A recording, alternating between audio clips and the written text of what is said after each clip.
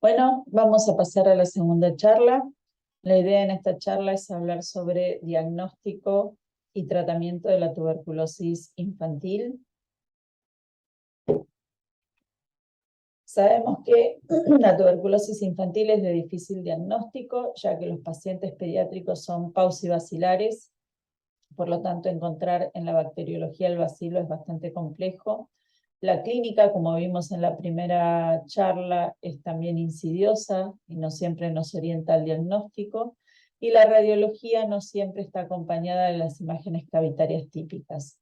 Por lo tanto, usando estos tres temas, bacteriología, radiología y clínica, y sumando contacto y PPD, son los 5 criterios diagnósticos de los cuales, si tenemos 2 o más, estamos habilitados a medicar empíricamente al paciente. Ya hablamos de contacto, hablamos de clínica y hablamos de PPD, así que veamos la radiografía y la bacteriología. Las imágenes sugestivas de tuberculosis son las siguientes. El paciente, el bacilo ingresa por vía respiratoria, se aloja en la región subpleural, forma un granuloma, migra a través de los macrófagos alveolares hacia el mediastino y tanto en el hilio como en el mediastino inflaman los ganglios produciendo una reacción inmune que se traduce como una PPD positiva. Eso es la infección tuberculosa o tuberculosis latente y tiene una radiografía totalmente normal. Si ese nódulo subpleural o esos ganglios mediastinales aumentan de tamaño, voy a tener una imagen radiológica de complejo de Ghom y es una forma de tuberculosis pulmonar primaria. Si los ganglios siguen agrandándose, van a ocluir la vía respiratoria, produciendo una telectasia o un enfisema por compresión. Y si esos ganglios se abren a la vía respiratoria e infectan los alveolos a los cuales lleva el aire esa vía respiratoria, van a producir la neumonía tuberculosa. Si yo no diagnostico esta neumonía tuberculosa, el bacilo va a seguir extendiéndose y va a producir la bronconeumonía tuberculosa. Ahora, si esos ganglios se abren a la vía linfática o hemática, voy a tener una tuberculosis miliar.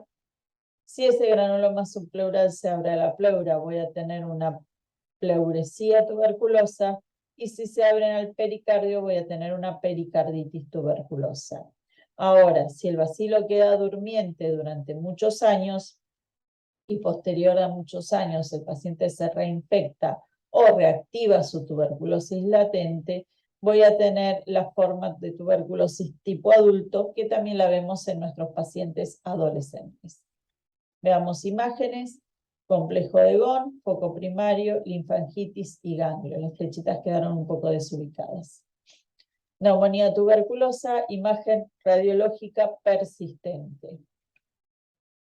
Bronconeumonía o tuberculosis fibrocasiosa, imagen importante que compromete casi todo un pulmón o los 2 pulmones, como en el caso de la tomografía, con desviación de la tráquea hacia el lado enfermo y a un atrapamiento aéreo a nivel del pulmón sano.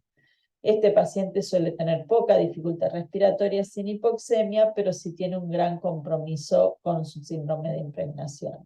En la tomografía voy a ver cavidades, voy a ver calcificaciones y voy a ver condensaciones. La tuberculosis cavitaria es la típica del adulto, con cavidades en los vértices y diseminación broncógena homolateral o bilateral. En la segunda radiografía también vemos las imágenes cavitarias a nivel del vértice derecho. Tuberculosis miliar, infiltrado retículo nodulillar que llega al manto, no permite o no deja zonas de pulmón sano, es un puntillado de 1 a 3 milímetros uniforme, y estos pacientes tienen escasa clínica al inicio, pero si no se hace el diagnóstico a tiempo, pueden ir a evolucionar a una claudicación respiratoria y fallecer. Tuberculosis pleural, podemos tener un gran derrame pleural que no desplaza el mediastino y una hiperinsuflación del pulmón contralateral. Esto nos habla de que este derrame pleural fue subagudo crónico. Pericarditis, el famoso corazón en botellón, bien característico. Y otros estudios complementarios, aparte de la radiografía con imágenes de tórax que podemos obtener, son las tomografías. Por lo general uno sugiere hacer tomografía con contraste endovenoso y las imágenes que busca son las adenopatías ciliares o mediastinales, esta es la típica retrocavo pretraquial, imágenes parenquimatosas en árbol en brote, un patrón miliar, cavidades o nódulos. Todas estas imágenes nos tienen que orientar hacia el diagnóstico de tuberculosis. ¿Cuáles son las indicaciones de tomografía? Inmunosuprimidos, complicaciones, radiografías con lesiones dudosas en hilio y sospecha de tuberculosis primaria y secuelas. Podemos utilizar la ecografía, en donde vamos a ver adenopatías, derrame pleural o pericárdico, y también en abdomen, tanto viendo vaso, hígado, como adenopatías retroperitoneales o intraabdominales o líquido cítico. Lesiones cerebrales, como estos granulomas cerebrales, lesiones óseas, como aquí abajo este mal de Pot, y resonancia magnética nuclear. Bueno, hablemos un poquito del laboratorio. La mejor muestra es el esputo, al igual que en adultos, y puede tomarse en niños mayores de 6 años.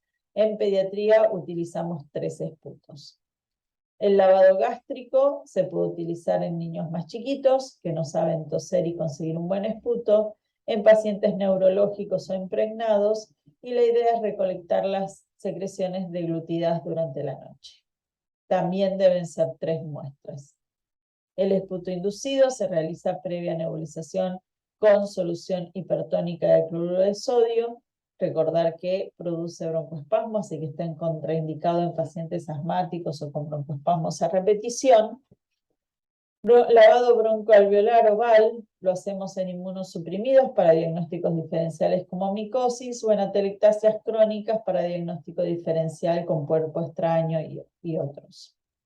Funciona aspiración con aguja fina en la adenitis tuberculosa. Voy a tomar líquido cefalorraquídeo cuando sospecho neurotuberculosis o tuberculosis congénita.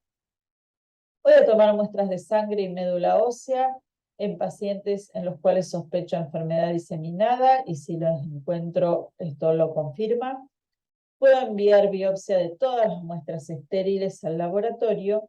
Y lo último que muestra la OMS es materia fecal para diagnóstico de tuberculosis pulmonar, pero solo con técnica de GeneXpert, y esto aún no está disponible en nuestro país, pero se están escribiendo protocolos para empezar a utilizarlo. ¿Qué hace el bacteriólogo? Lo primero que hace es un extendido de Ciel-Nielsen, que es este de arriba a la derecha. Necesita 100.000 bacilos por mililitro para poder decir que es positivo. También con microscopio, pero de fluorescencia, puedo hacer una tinción de raudamina o oramina y voy a tener los bacilos fosforescentes como observamos en el siguiente cuadro. Voy a hacer un cultivo, o el bacteriólogo va a realizar un cultivo en métodos sólidos de Lowenstein-Jensen, que es este verdecito. Las colonias de tuberculosis son estas amarillas. Y necesita de 1 a 10 bacilos por mililitro. El problema es que demora de 60 a 120 días. Y tenemos los métodos rápidos o métodos líquidos. El Bactec MG 960, por ejemplo, también necesita de 1 a 10 bacilos por mililitro, y entre una muestra positiva demora de 10 a 20 días. Los métodos moleculares es lo que se encuentra hoy en boga. La OMS, al GeneXpert, que fue el primero que se creó, lo ha validado ya en el 2010. En nuestro país la indicación es sospecha de resistencia a drogas. El GeneXpert común detecta 114 unidades formadoras de colonias, pero está por ser discontinuado. Y el GeneXpert Ultra detecta 16 unidades formadoras de colonias, o sea que es mucho más sensible y debe ser el utilizado en pediatría. Aparte de decirnos si tiene o no tiene la muestra complejo Mycobacterium tuberculosis, detecta resistencia a rifampicina con una alta sensibilidad y especificidad. Ante una muestra de esputo, por ejemplo, se coloca un diluyente, eso mezclado se coloca en un cassette, el cassette se coloca en un aparato, y este aparato realiza una PCR en real time totalmente automatizada, que al término de entre 1 hora y media y 2 horas, según cuál cassette se utilice, vamos a tener el resultado de si la muestra tiene complejo Mycobacterium tuberculosis, y si es sensible a rifampicina, o sea que pasamos de 120 días a 2 horas para tener un resultado positivo. Dijimos que también hay tuberculosis extrapulmonar, la pleural es la más común, ya describimos las placas, derrame importante que no desplaza el mediastino. Los síntomas son escasos, dolor pleurítico, sin disnea ni hipoxemia. Tomamos una muestra de líquidos pleural y tiene proteínas altas, glucosa baja y celularidad con predominio linfocitario. Si tenemos posibilidades de hacer un ADA, está elevado, pero el cultivo por lo general no nos rescata el germen, ya que el líquido pleural es paucibacilar. Para confirmar el diagnóstico, necesito realizar una biopsia pleural. Y uno habla de una tuberculosis pleural de un contacto reciente, así que tenemos que hacer el esfuerzo de realizar un catastro muy importante para tratar de encontrar al foco. La tuberculosis ganglionar es la que le sigue en frecuencia. Por lo general pueden ser o poliadenopatías uniobilaterales, como en la primera foto, o supuración crónica y fístulas, como en la segunda foto. Son indoloras, no adheridas, supuran crónicamente, no responden a tratamiento antibiótico y obviamente la confirmación diagnóstica es por biopsia, anatomía patológica y cultivo. Dentro de las extrapulmonares más graves tenemos la neurotuberculosis, que puede ser solo una meningitis o un granuloma cerebral, como en el caso de la primera imagen. Podemos tener un mal de Pot, como en la del medio, o una tuberculosis ósea, como en la de la derecha. ¿Cuándo lo vamos a sospechar? Cuando tienen un síndrome febril prolongado, que hay varios focos que incluyen el pulmonar, cuando es un paciente crónico, con altas tasas de proteínas en sus líquidos y falta de respuesta al tratamiento específico. ¿Cómo lo voy a confirmar al diagnóstico? Haciendo una biopsia que nos va a mostrar en la anatomía patológica de granulomas y seguramente en el cultivo el Mycobacterium tuberculosis. Bueno, pasamos al tratamiento. Ya en la primera charla dijimos que los pacientes pediátricos expuestos e infectados deben tratarse y hablamos de cuáles eran los esquemas de tratamiento. ¿Qué hacemos con el paciente enfermo? El paciente enfermo se trata con 4 drogas, que las 4 que más frecuentemente usamos son isoniazida, rifampicina, pirazinamida y etambutol. Vamos a dividir a los pacientes en 2 grandes grupos: tuberculosis moderada, son aquellos que tienen complejo pulmonar primario, una lesión pulmonar muy pequeña, ganglionares, únicas, pleurales o cutáneas, y vamos a hacer una primera fase con 3 drogas, isoniazida, rifampicina y pirazinamida, y una segunda fase con 2 drogas, isoniazida y rifampicina, por 4 meses. O sea, un total de tratamiento de 6 meses. Ahora, la OMS plantea disminuir la segunda fase de estas formas moderadas a 2 meses, o sea, realizar un total de tratamiento de solo 4 meses, 2 meses de primera fase y 2 meses de segunda fase. Probablemente esta sugerencia salga en las nuevas normas de Nación y de la Sociedad Argentina de Pediatría que están para publicarse. Hablamos de tuberculosis grave, tuberculosis pulmonar cavitaria, miliar, ósea o meningia. Una primera fase con 4 drogas, 2 meses, agregamos etambutol al esquema terapéutico, y una segunda fase con 2 drogas, también isoniazida y rifampicina, por 7 a 10 meses, dependiendo del órgano involucrado y de la inmunidad del paciente. Ya hablamos bastante en la primera charla de la toxicidad de isoniazida y rifampicina. Recordar que pirazinamida también es hepatotóxica, que sumada a isoniazida y rifampicina aumentan o potencian su hepatotoxicidad, así que hay que estar muy atentos. Pirazinamida también produce hiperuricemia. El etambutol produce neuritis óptica, por lo tanto, mientras el paciente se encuentre con tratamiento con etambutol, hay que chequear frecuentemente la visión de los colores. Y estreptomicina, si bien su uso ya es escaso, tiene ototoxicidad y nefrotoxicidad. Definiciones únicamente de tuberculosis drogoresistente: nos importa isoniazida, rifampicina, las fluoroquinolonas y las drogas del grupo A de la nueva clasificación de tuberculosis multiresistente. Monoresistencia, resistencia solo a isoniazida. Multiresistencia, resistencia a isoniazida y rifampicina. Tenemos una nueva categoría, tuberculosis RR o resistente a rifampicina. Es aquella a la que le pude hacer la resistencia a rifampicina por GeneSpert, pero desconozco la sensibilidad a isoniazida. La asumo como resistente y la trato como multiresistente. Tuberculosis pre-XDR o pre-extremadamente resistente es la multiresistente a la que agrego resistencia a una de las dos fluoroquinolonas aceptadas para el uso.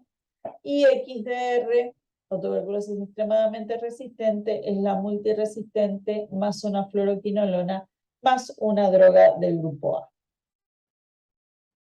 ¿Cómo sigo a estos pacientes? Lo primero que hago, si el paciente tiene patología pulmonar, es una radiografía al diagnóstico y cada 2 meses hasta suspender la medicación. Esputo, haré al diagnóstico si es sintomático respiratorio y a los 2 meses para pasar a segunda fase y al alta. Laboratorio antes de iniciar el tratamiento, a los 15 días, que es cuanto más frecuentemente hemos visto hepatotoxicidad, y cada 2 meses hasta finalizar el tratamiento. Y obviamente si el paciente tiene síntomas de algún efecto adverso al medio, se agrega otro laboratorio más. HIV haré el diagnóstico y haré, una vez finalizado el tratamiento, que requiere controles mensuales, un seguimiento clínico por 2 años en las tuberculosis sensibles y por 5 años en las tuberculosis farmacoresistentes. Es importante asegurar el tratamiento, el cumplimiento del tratamiento indicado. Por lo general en los nenes más chiquitos esa responsabilidad queda a cargo de los padres, pero hay padres que no pueden hacerse cargo de la medicación o pacientes adolescentes que no permiten que sus padres se hagan responsables de la medicación que ellos deben tomar, y en ese caso tenemos la posibilidad de realizar un tratamiento directamente observado, que es que el paciente vaya todos los días al centro de salud a tomar la medicación. Y para lograr la curación de nuestros enfermos es fundamental el trabajo multidisciplinario, tanto del médico con el farmacéutico, bacteriólogo, trabajador social, enfermero, etc. Muchas gracias.